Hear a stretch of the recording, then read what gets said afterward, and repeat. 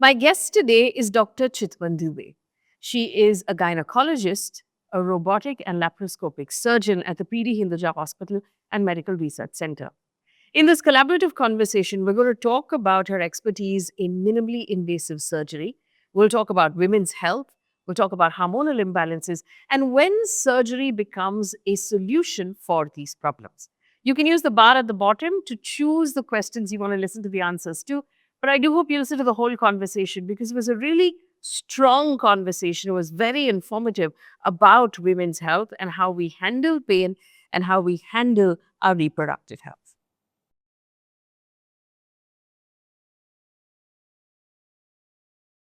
Dr. Dubey, thank you so much for speaking with me. Thank you for having me, Faye.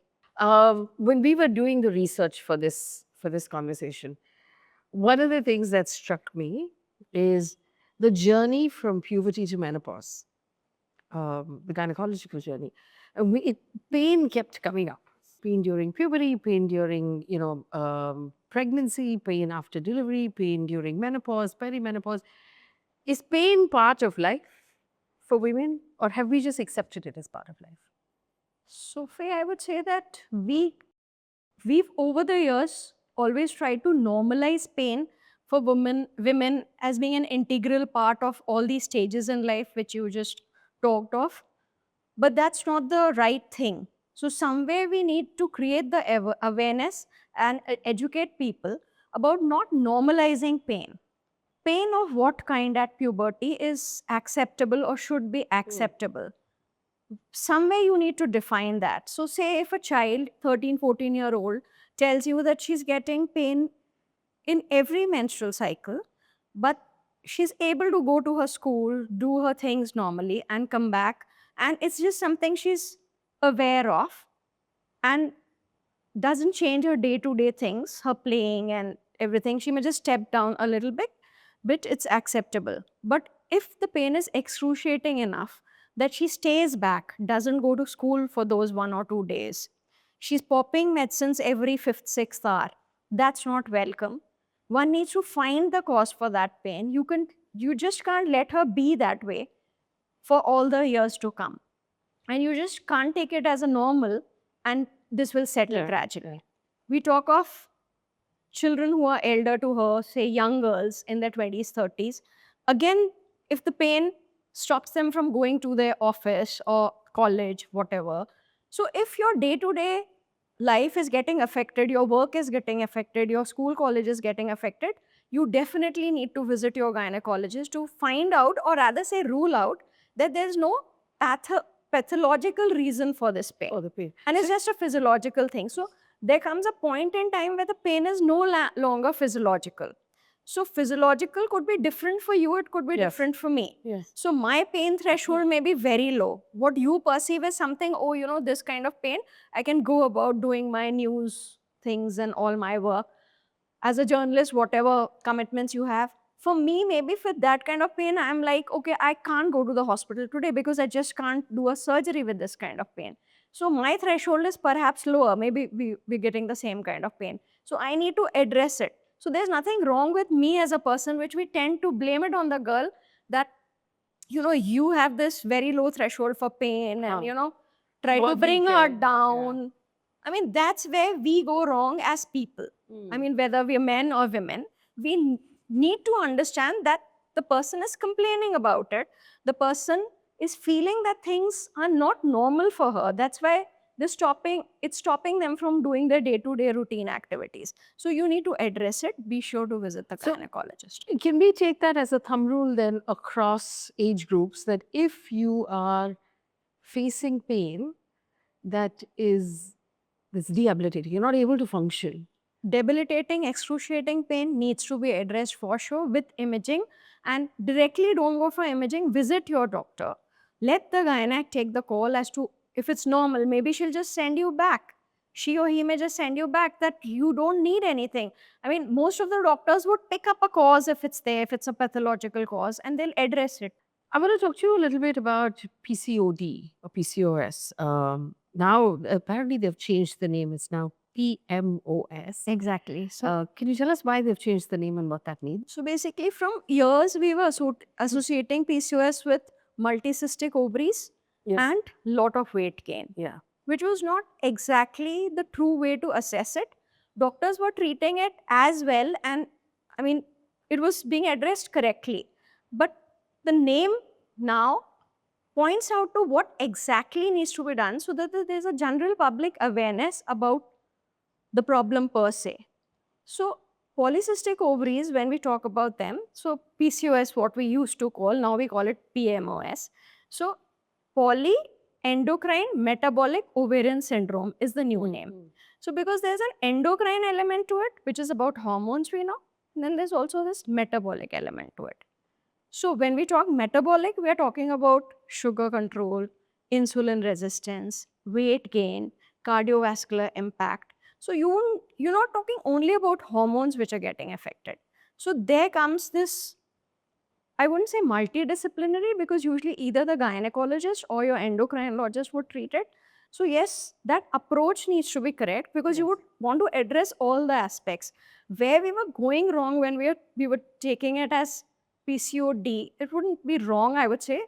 A proper doctor would any which way have treated it over the years also properly. But if you look at that, there's a huge percentage of lean PCOS. Lean would be thin people who have PCOS. They wouldn't have any extra body fat, which would be apparent, but they have an excess element of visceral fat. What is Yeah. visceral fat? That which is coating our organs. Now, before any of us put on weight anywhere, be it our face, be it our trunk, anywhere, thighs, arms, we first put on weight On around our our organs. viscera. I mean, that's very sad. It's not even visible. So the lean PCOS, coming back to the PCOS, the lean PCOS is a person who has excess visceral fat.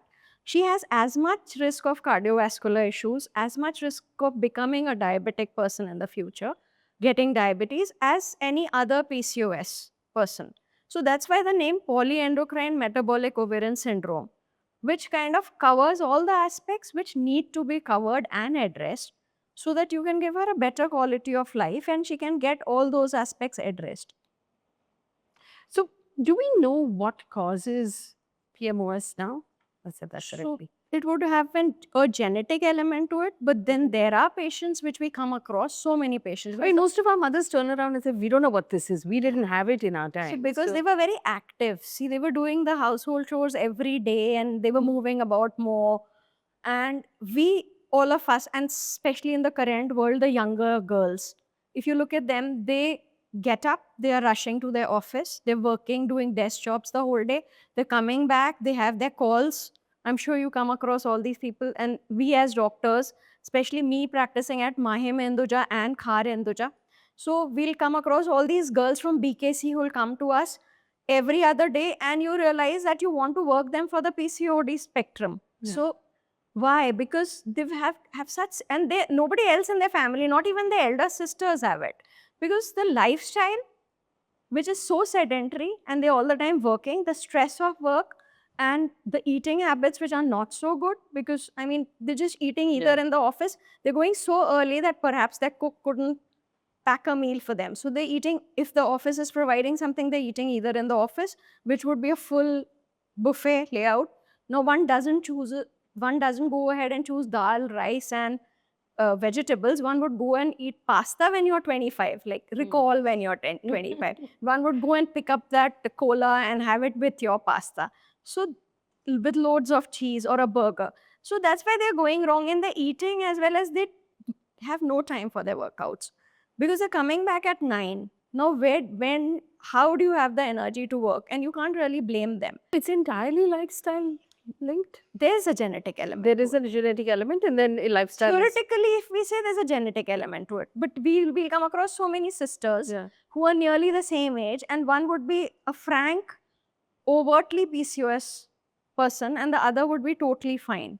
And you would realize that somewhere this one has chosen a sport and she's doing that regularly from the beginning, and this one has relatively a sedentary lifestyle where she was just studying, and then working, and then somewhere her in. I mean, there's a lot to it. There's this insulin resistance, which is the first thing which goes wrong. So you're leading a sedentary lifestyle. Now, what happens? Your body, your insulin from the pancreas is unable to digest up your glucose. So more insulin is released in response. we say that there's an insulin resistance. Mm. So now this insulin is also not acting on the glucose. Now ovary perceives this, and there are more androgens which are released. So the second aspect, besides the insulin resistance, now second aspect comes in hyperandrogenism. So she'll have a thick skin, she'll have a patchy skin because she'll have these dark spots. Excess hair will come at the wrong places, start losing from the right place, the scalp, and truncal obesity starts coming in. And all this becomes a vicious cycle then. And then that's how. Is it possible to treat PCOS or PMOS with lifestyle changes? So Is there that's the medication? first. What is the normal route of So treatment? the first and foremost step would be always if somebody's come early to you. The first and foremost early as in just started getting the symptoms. So the first and foremost step would be lifestyle changes. So there are so many times when a 14-year-old or a 17-year-old comes to us. Now as a doctor, we are humans, right? We don't want to write medicines for them. So you bring them around, you coach them about their lifestyle, which would involve not only their food, dietary aspects, but also some kind of maybe sports and then sleeping hours and all. So you have to kind of coach them on their lifestyle, and you'll see all our papers. If you go across gynecologists' prescription papers for PCOS, you'll come across that would be the first sentence. It would never be the medicine first because the treatment is usually insulin sensitization and OC pills. We really hold ourselves back before pumping in hormones into a 17 or a 14-year-old. Yes. So we would just give them, if required for excessive weight gain, we would want them to take the glycomet, which is metformin, for insulin resistance. Otherwise, we would rather first step go for lifestyle changes. Now, if somebody is very particular, very focused, you'll see so many of them just getting corrected with just the lifestyle changes. So I would say I would not put somebody on medication, even if she's 35. I would rather coax her into getting a nice lifestyle. And if she's the kinds who just can't discipline and just can't improve the lifestyle, then because, I mean, I'm reaching 30, like she's reaching 35, I don't want her to lose on her fertility, etc. So then I would start them. That was actually going to be my next question to you, because a lot of conversations about fertility have changed. One is we are obviously starting the conversation with hormone imbalances and PMOS.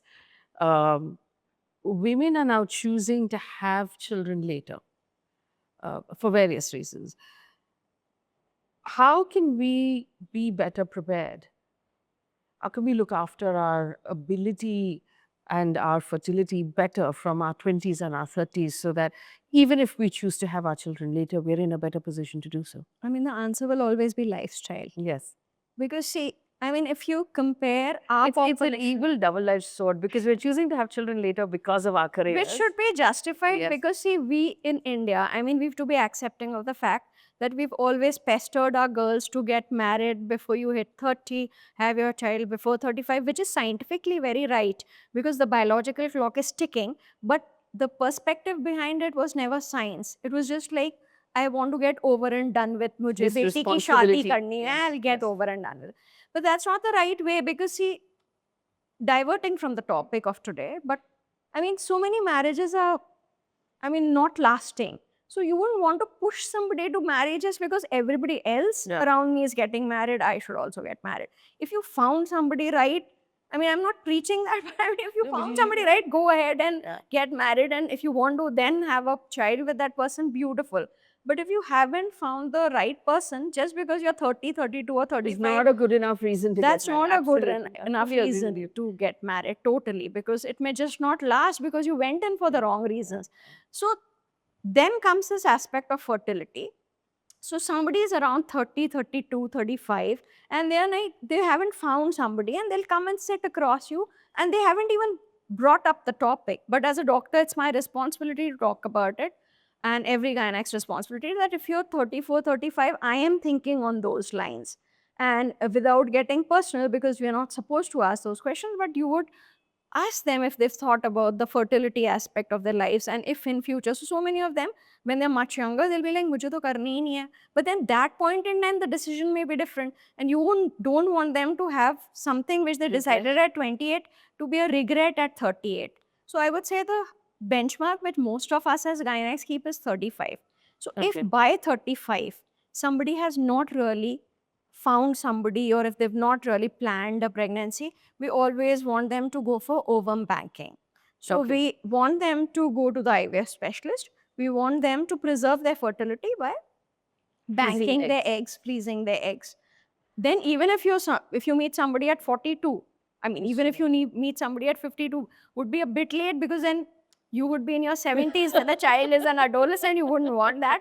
But say It's if still at possible. a point in time you meet somebody and you really want to have a child with that person, and then you already have your eggs there, so you can have your child with that person. So How what would be often, beautiful? how often now do you find women opting for freezing of eggs? So for me, working in Hinduja Hospital and having all the corporates around me at Parel, Lower Parel, as well as BKC, I come across it very often.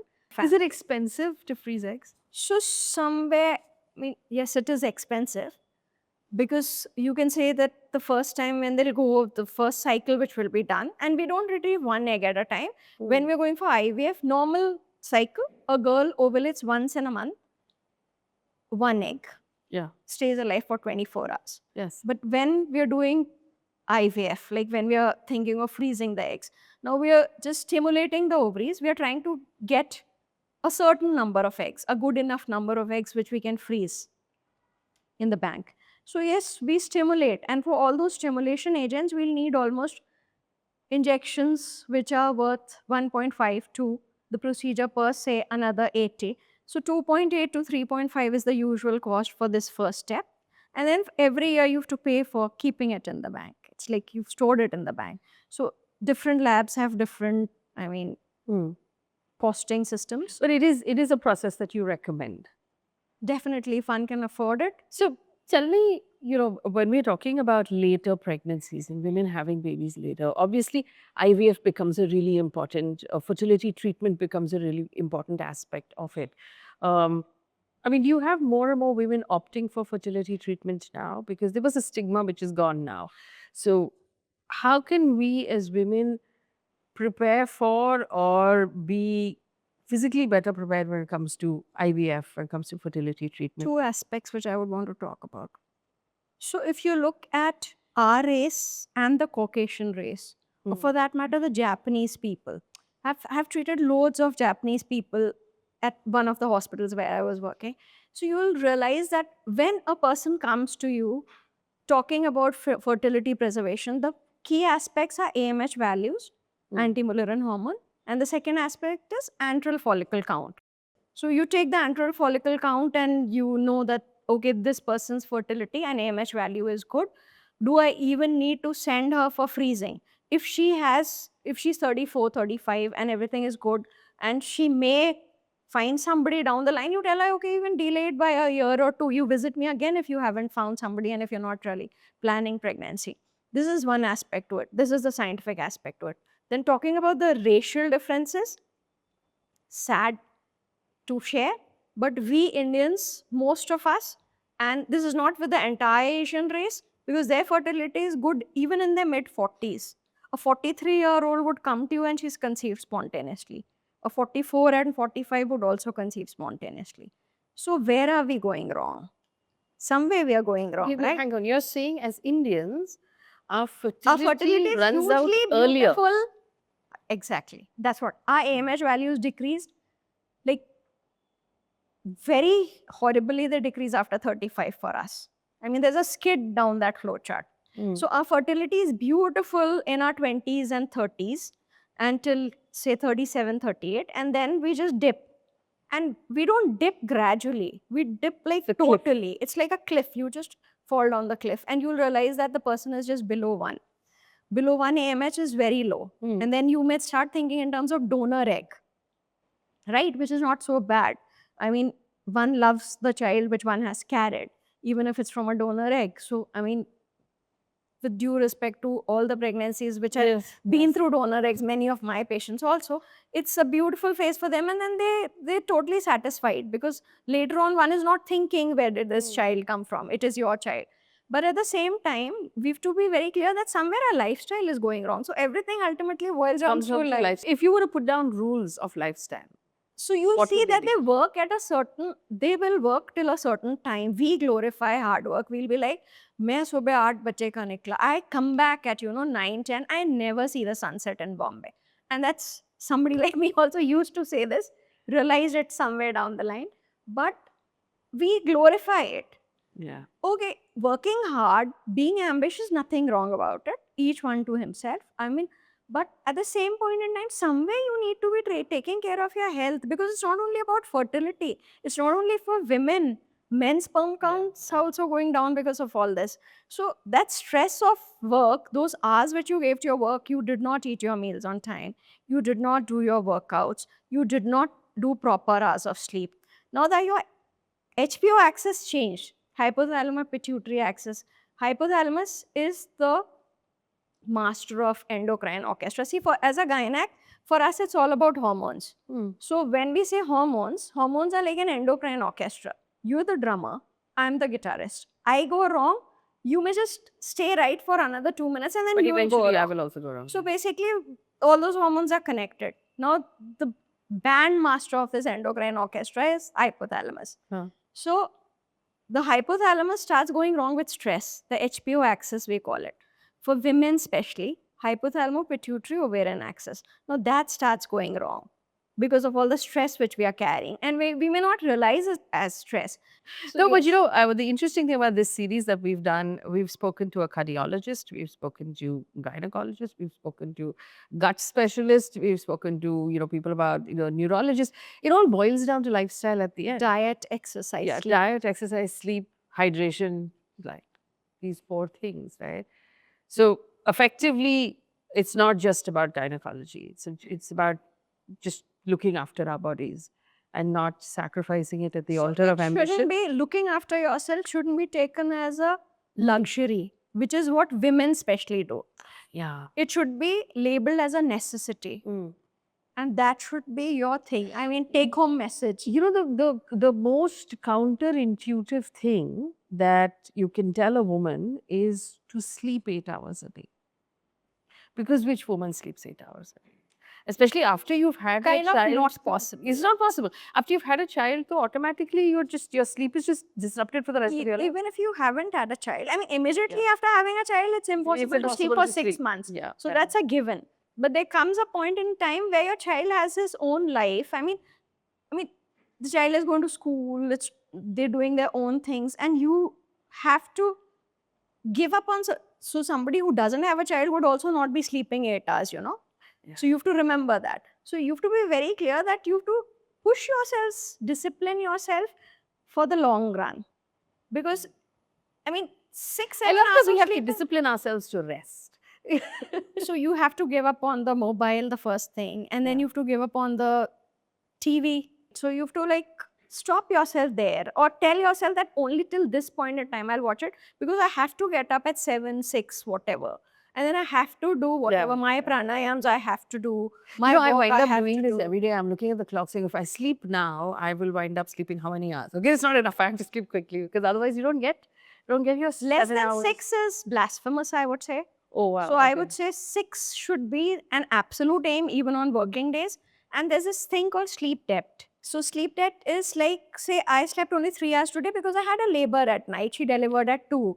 Now I slept only 3 hours today. Now tomorrow I should try to catch up at least 1 hour of that. If not possible, Oh, is throughout that the possible? week. You can carry over an hour of sleep? It's not possible. It's something which your body demands. Okay. If you do it, you will feel better. Do you find that women tend to delay a visit to the gynecologist? And does that make things worse? Especially when it comes to, situations that require surgery. Again, the Indian perspective. Right. Now, earlier we would say most of the women were home, and we would say that they wouldn't tell their problems. I mean, they wouldn't be so upfront about their problems because they always thought that they're the pillars of the family and they don't want to topple the boat. And even when they would complain, there would be families, very orthodox families, who wouldn't bring them to the doctor immediately because they would be like, this happens with all women. I mean, your menstrual issues, your irritability around your menopausal age is all normal, and your pain when you're a kid during your periods, dysmenorrhea, it should be acceptable. All girls get this pain. Yeah. So we've normalized all that. Now that is one aspect that needs to be addressed. We need to educate those people. But then there are the people who are highly, hugely educated, absolute professionals who are not really, who understand they have the problem. So, what needs to be driven across to all such women is that you need to know your body signals. You need to be so aware of your body signals. If something is not feeling right, it might have more to it. And the thing which we follow, the dictum which we follow is early diagnosis and treatment. So if somebody comes early in their whatever is troubling them, that disease, it would be addressed more beautifully. Yeah. They'll get better, like totally fine, absolutely.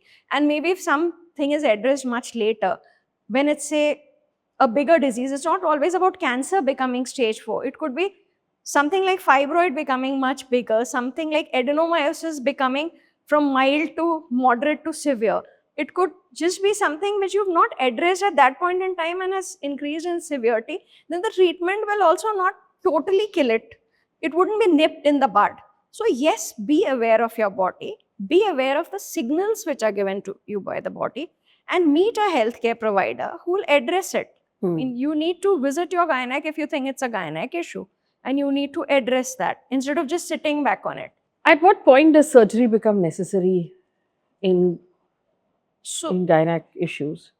so there are so many gynec issues. Now, when we talk of, we'll talk about 2-3 of them. So let's say it's abnormal uterine bleeding. First, one needs to understand what is abnormal. What is causing it? Yeah. So one, it could be a fibroid, it could be adenomyosis, it could be a polyp inside the uterus. These are palpable aspects, right? On imaging, you will pick them up. Then there are non-palpable aspects. They would be picked up on hormonal studies. It could be the prolactin hormone going wrong. It could be the estrogen going wrong, the progesterone going wrong.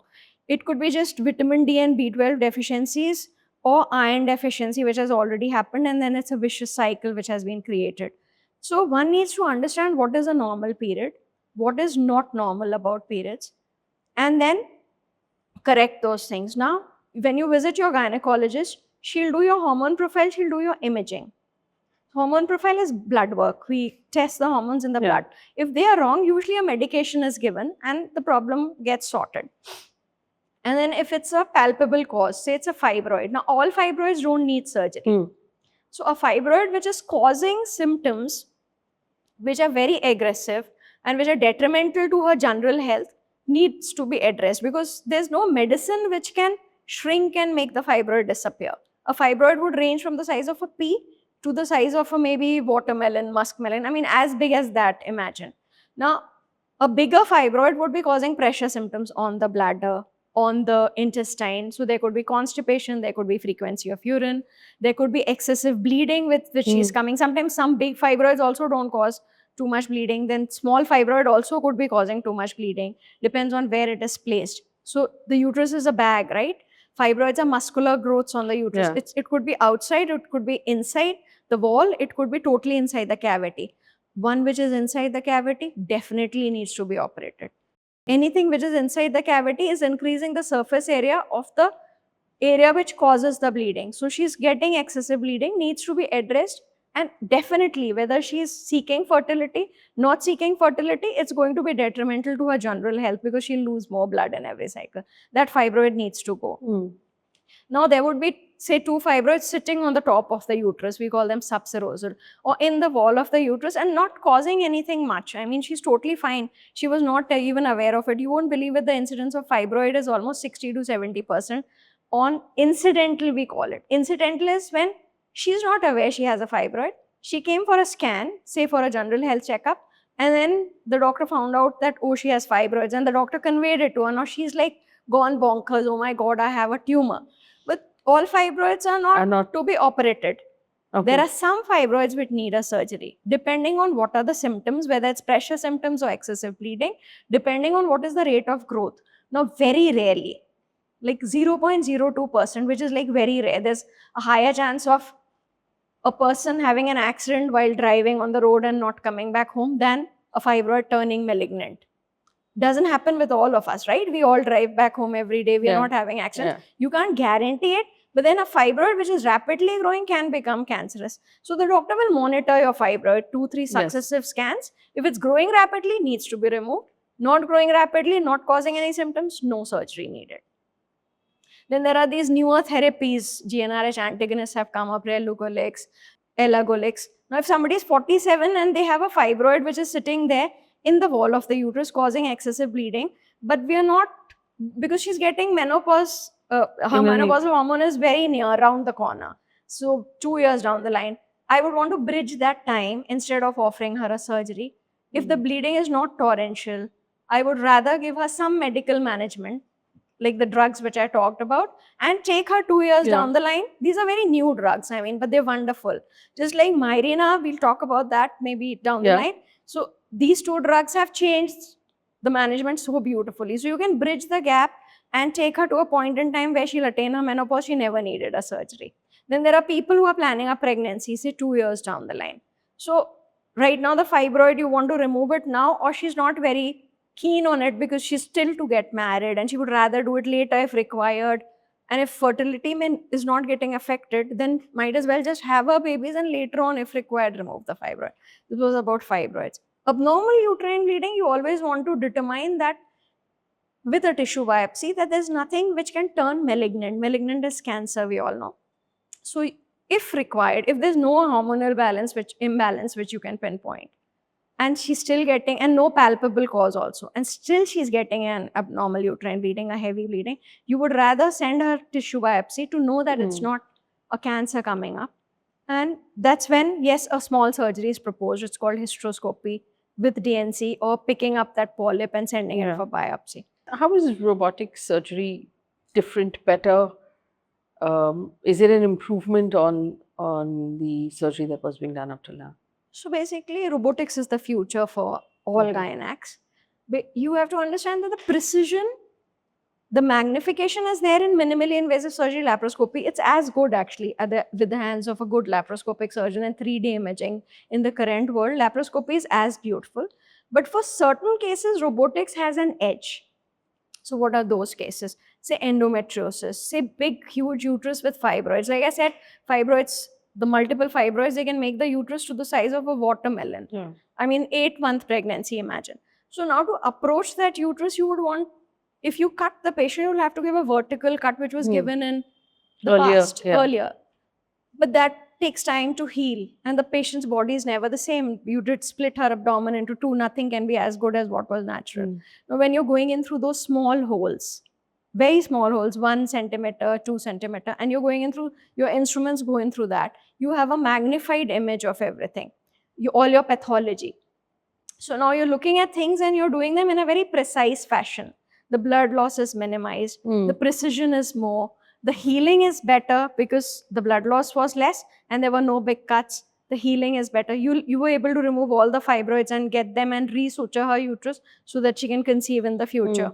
Or for that matter, remove for somebody who did not want future fertility, whatever is the need for the patient, individualized. So basically the precision is more, healing is better, lesser hospital stay, and they're up and about totally. They can join back work. So quality of life post-surgery is as wonderful as it was prior to surgery. Nothing changes for them.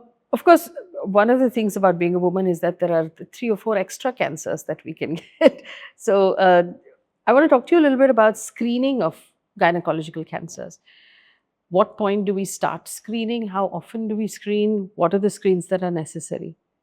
So we call it preventive medicine when we're talking about screening. Now, that's one of the most important aspects which all of us, whether we're ill, not ill, need to be aware. So primarily, everybody should understand what is screening. When we're talking about screening, we're picking up a normal population of all the people. Say when we're talking about women, we're talking about screening women of a certain age, then we're talking about all the women that age. It's not like this one needs it, this one doesn't. The screening is picking up anybody who's high risk for a certain thing. So screening for women entails breast cancer screening. I'll talk about the names first and then I'll go into the details. Then cervical cancer screening, which is the pap smear. Breast cancer screening, which is the mammography or the ultrasound, depending on the age.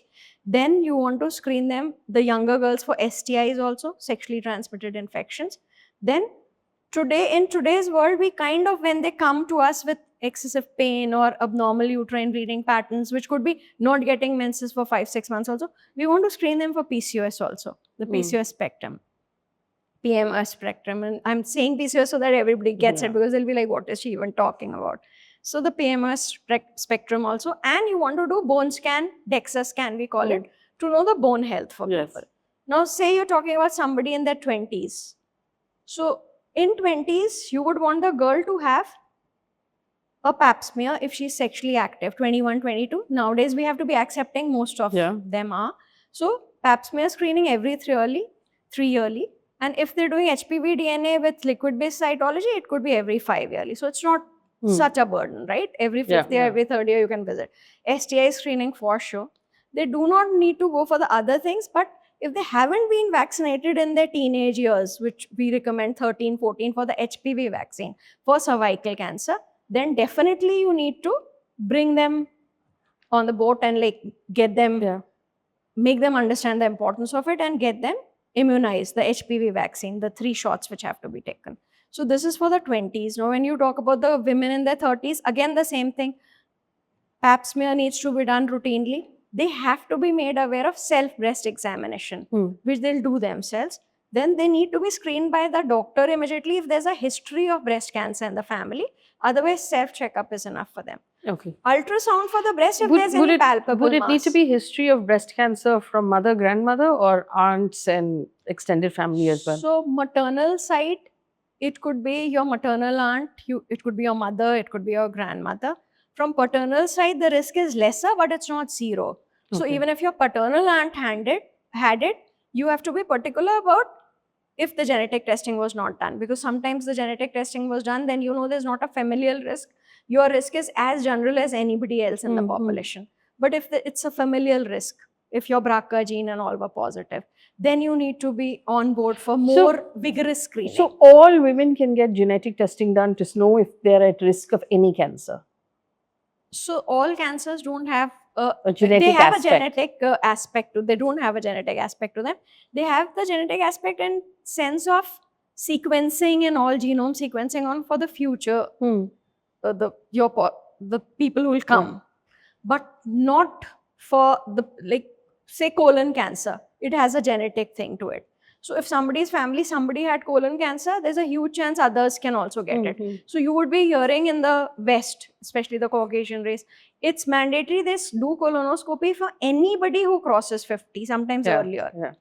So as much as disease burden for us in India is more for breast cancer, more for cervical cancer. The hour which I spent here with you today, 6 women would have died of breast cancer. Earlier, 6 to 8 women would have died of cervical cancer. We've decreased the disease burden a bit, so maybe 5, 6 now. So imagine 12 women have, in the last 1 hour, have died of breast cancer and cervical cancer in our country. We're sitting here, and every hour this is happening, all the time. So this disease burden is so huge that it needs to be screened throughout the general population. The high-risk people need to be picked up and put into more like protocols like a hawk. HPV vaccine? HPV vaccine is so important. All the boys and all the girls. Now I'm saying boys first because one needs to be aware penile cancer happens also because of the HPV. And I mean, I happen to have friends in Sloan Kettering and all who are into head and neck cancers, and they're doing research, and it's going to come up in all the papers, all the scientific journals, that most of the oral cancers, because of also, they never tested, you know. They were just thinking that it's because of smoking, tobacco, and these things. Now, when they're going ahead and testing those specimens, they're finding that HPV also exists. And maybe the primary cause was not the smoking. I'm not endorsing smoking. It's bad for the lung, bad for the mouth. Neither am endorsing tobacco. But HPV is one of the very big rampant causes for oral cancers also. So, I mean, we can shut our eyes, you know, oral sex doesn't happen, does happen. And one needs to be aware that if the boys are vaccinated, girls are vaccinated, so you're cutting down the risk hugely. So, when we say girls and boys, what age groups should ideally take the vaccine? Somewhere around 11 to 13, we say as early as 9 is also fine.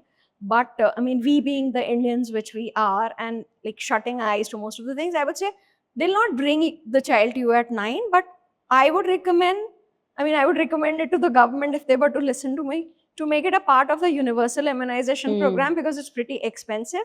The good one is Gardasil Nano. The girl needs to be immunized somewhere around 11, 12, 13. Yeah. Before 16 for sure, because probably till then she's not embarked on her sexual journey. So definitely till then you should have done it. And till 45, anybody below 45 not immunized should take the immunization. This is for Okay. all women. What happens after 45? So after 45, I mean, the exposure has already happened. So Hmm. when exposure happens, you develop a natural immunity. HPV clears on its own for most people. Okay. So there'll be 100 people getting afflicted with HPV virus, and then it just clears. There are very many varieties to it. So it just gets cleared if your natural immunity again is Yeah, good. yeah. So your lifestyle is good, your natural. Yeah. If your hygiene and your natural immunity is not very good because of whatever reasons, a disease burden or something, then you don't clear it. And then that causes changes in the cells there which causes cancer. So for Okay. boys, usually we give 1 or 2 doses of Cervarix. So that's more than enough for them. But for girls, usually if they're not sexually active, Why is there a reluctance to taking this vaccine? Are there any side effects at all if someone? not really. No, Hmm. not at all. Gardasil Nano, which covers 9 kinds of HPV viruses, which is the best one, which I would recommend for all young girls. One of the reasons could be the money factor. Okay, it's So expensive. because it's 10,000 for 1 dose. Okay. But then you have to educate people about if you get cancer, you'll not be spending 30,000. You'll be spending so much more.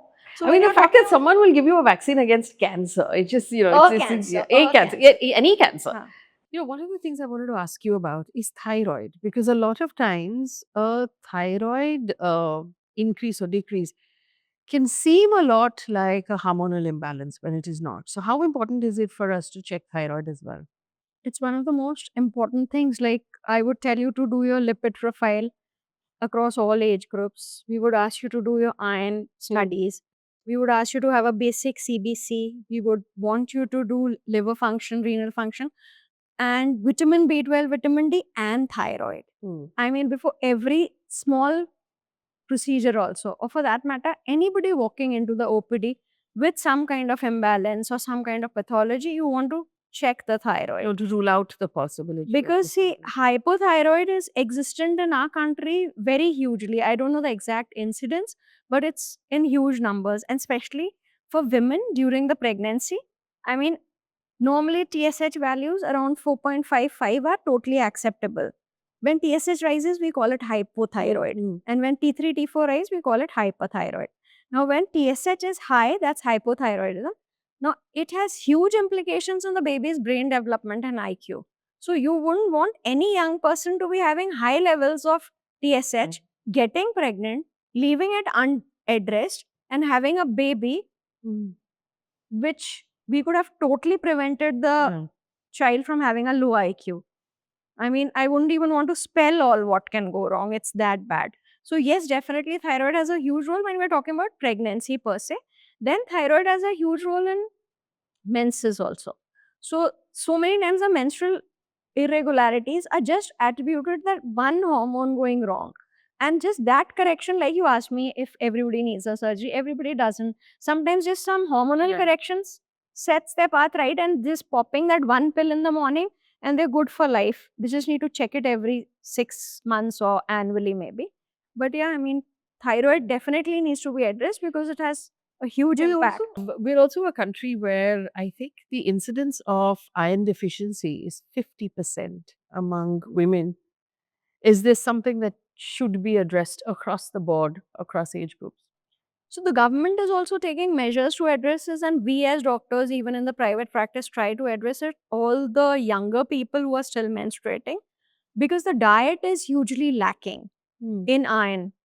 Because such a huge population in India is totally purely vegetarian, and the vegetarian diet lacks in B12 and lacks in Yeah. iron also. So you have to be very sure that like government programs dole out 2 irons per week for the younger girls in schools, mm. imagine.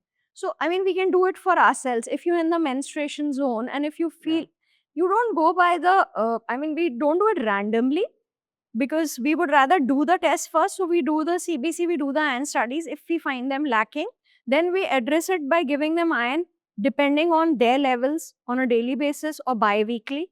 is what is the usual. So that's one thing. And then you have to promote green leafy vegetables, chicken, eggs, and be very sure that they're taking adequate amount of nuts, and especially dates should be included. So there are ways in which you could naturally, I mean, always one doesn't need supplements. There would be a set of population which doesn't need supplement, and an excess of anything, even iron, can be very bad for your body. Okay. Excess of iron can also be very bad. I mean, it has huge implications. My last question is about HRT.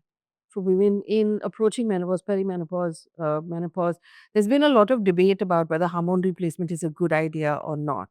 Which side of that debate are you on? So it has to be individualized for the person. Yes. So if there's any history of cancer breast, cancer ovary, or uterine cancer, I would hold myself back and try to address our problems more with lifestyle. So there are foods like which have phytoestrogens, plant-based estrogens, isoflavones, which give natural estrogens, which cannot have a bad impact on somebody. So my first step in both the populations, like the person with a history of cancer and the family, the person who has no history, first step would always be lifestyle. With more phytoestrogens, I would educate them on all things which have these plant-based estrogens, which would like kind of ease up their symptoms. So the disconcerting symptoms are usually hot flushes and then irritability, sudden episodes of anger, and putting on weight also, I mean, kind of shakes you up because your metabolism has gone so sluggish and then you're disinterested in everything. Yeah. So correct those basics with your diet, workouts, and some minimal supplements. But there are people whose quality of life has become absolutely obnoxious, you would say, because of the menopausal changes and everything. They definitely need the HRT. So I'm not somebody who doesn't dole it out. I do dole it out to people who need it, but then they have to be the patient, the person has to be the kind of person who will report back for all the red flags which I've given her. And even without those red flags, she has to meet me with a hawk-like surveillance. Like say if I've called her 3 months down the line, she has to meet me back with those tests which I'd recommended 3 months down the line. Okay. If you had to put down a couple of guidelines, notes for the women who are watching on how to take care of themselves better, what would those be? Prioritize your health. Like I said in the beginning of our conversation, don't put it as a luxury. I mean, self-care should not be a luxury. Self-care should be a priority. So even when you're doing small, I mean, you have to be, second thing would be aware of your body signals. So whatever signals your body, you know you're normal. Like for breast, we say you have to keep on doing your self-breast examination every month.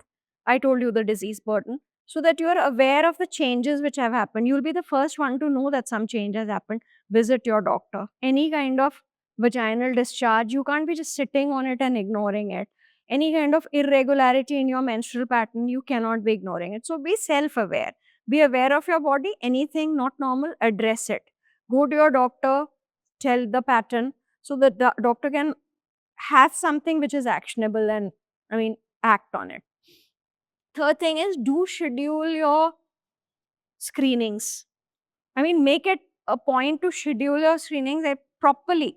I mean, annually if you're not in the high risk zone, 6 monthly if you're in the high risk zone. Be very clear about it. Then take time for yourself, for your workouts. I mean, if it's raining, you should be the kind of person who will wear a raincoat and still go and take your walk. I mean, I would recommend that kind of discipline. Okay. So that has to be in, or choose something else. We all live in high-rise buildings. You could just climb up 16 floors and come down by the lift, because walking down the staircase is bad for your knees. So might as well take the lift. Climb it again. You've done your workout for today if you've done 13, 14 floors. So that's something which I would say is mindful living. I would park my car at a distance and walk to the place which I'm visiting and then walk back. So I'm daily mindfully living in a certain way where I'm exercising my body. I mean, doing those small jobs also helps. I mean, when you're using your small bones are also getting used. When you're doing something in the kitchen, you have a help. But if you do those small jobs, I mean, it does help you. So on a certain day, if she goes missing, I mean, just do it yourself. Helps. Yeah. So be aware of these things and be very much sensitive to your emotional needs also. Because I mean, you can't just empty yourself completely, giving, giving, giving, because that's what we see in most of our patients. And I love my women patients for that reason, because I mean, they're so giving, all of them, that even the people who will be the chairman of a bank or something would be so giving that they've like delayed coming to the gynae because they just didn't want to topple the work boat as well as the home boat, because they're just taking care of too many things. So you cannot be emotionally draining yourself, because ultimately there'll be a day where there'll be nothing left of you. So you have to be very aware of your emotional needs as well as your physical needs, and address them. So the last sentence which I would want to say, don't make it a luxury. Self-care is not a luxury. Self-care is a necessity, more so for women. You need to look out for yourself and for each other. Thank you, Dr. Vivek, for speaking here. Thank you.